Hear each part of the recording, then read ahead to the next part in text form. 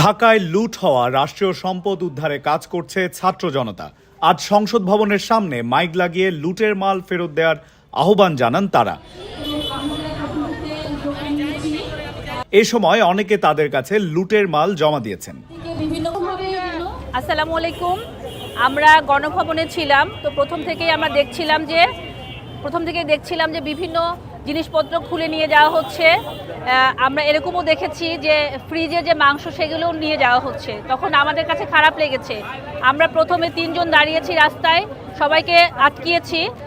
আলহামদুলিল্লাহ তারপর সবাই আমাদের পাশে এগিয়ে আসার পরে আমরা এখানে মালামালগুলো জমা রাখতে পেরেছি এবং এলাকাবাসী আমাদেরকে যথেষ্ট হেল্প করেছে, কারণ আমরা কাগজে লিখছিলাম যে রাষ্ট্রীয় সম্পদ জমা দেই এবং মুখে বারবার বলছিলাম।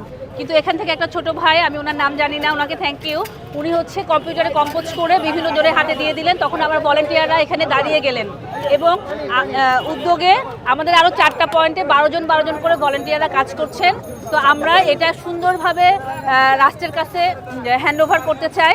তো আপনারা যদি আমাদেরকে একটু হেল্প করতেন আমাদের খুবই ভালো হতো, কারণ আমাদেরও বাসায় ফিরতে হবে। আমরা 2টা থেকে এখানে না খেয়ে দাঁড়ানো। এখানে প্রচুর ডকুমেন্টস আছে, বিভিন্ন ডায়েরি আছে, তারপর যে বিভিন্ন অ্যান্টিক শোপিসগুলো আছে এবং পেইন্টিংসগুলো আছে, যেটা দেখে মনে হয়েছে এটা রাষ্ট্রের একদম নিজস্ব সম্পদ। এটা কোনোভাবেই চুরি যাওয়া কিংবা কোথাও যাওয়া উচিত না। এই জন্য আমরা এখানে দাঁড়িয়েছি এবং সবাই মিলে আমাদেরকে কিন্তু সাপোর্ট দিয়েছে। এটা গণভবনের জিনিস আছে, সংসদ ভবনের জিনিস আছে এবং বাইরে যে জিনিসগুলো ছিল এমনও হয়েছে যে আমরা বদনা এবং ময়লার যে ঝুড়ি সেগুলোও কিন্তু মানুষ নিয়ে যাচ্ছিল। এটা আমাদের কাছে খুবই খারাপ লেগেছে। আমরা সবাই মিলে এটা আটকিয়েছি। আমার সাথে আমার সন্তান আছে, আমাদের আরও বোনরা আছে, তাদের সন্তানরা আছে, ছোট ছোট বাচ্চারা আছে। এটা বিভিন্ন ভিডিও ক্লিপ আপনারা দেখতে পাবেন এবং আমরা বিভিন্নভাবে সেনাবাহিনী কিংবা উপরে যোগাযোগ করেছি। অলরেডি তারা আসছেন। এইটা আমরা হ্যান্ডওভার করব এবং আমাদের কাছে একটা মোটামুটি লিস্ট আছে, সেটা সহ আমরা এটা হ্যান্ডওভার করব। থ্যাংক ইউ আপনাদের। ভালো থাকবেন সবাই। থেকে যথাযথ মর্যাদায় রাষ্ট্রীয় সম্পদগুলো আমরা ফিরিয়ে দিব।